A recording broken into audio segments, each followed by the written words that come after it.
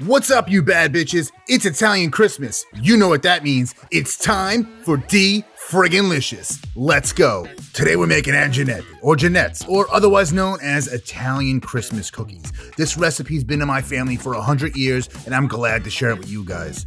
First, you're gonna start off by cracking 12 liquid chickens. Another one.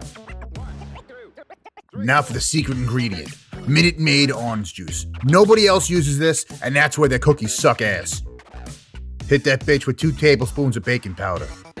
A whole bottle of vanilla. Why? Because this is an old recipe, and that's the only flavor they had back then. Drop in 2 sticks of Crisco, because clearly this is a healthy recipe. Next, we're gonna drop in 2 cups of sugar so you can lose a foot or go into a diabetic coma. Then you're gonna take the wooden spoon that my mother used to beat me with, start mixing that bad boy up. Slowly add the flour. Mix it together by hand. Heads up, this is gonna suck.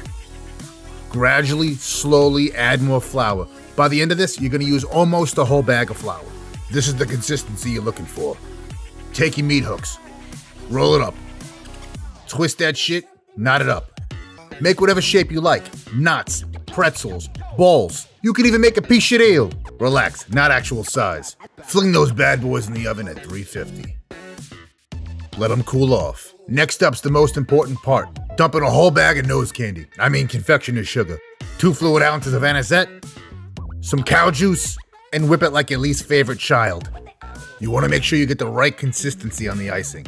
So slowly add the cow juice. The consistency you're looking for is almost like Elmer's glue. Dip the Jeanette in the icing. Twist that bitch up.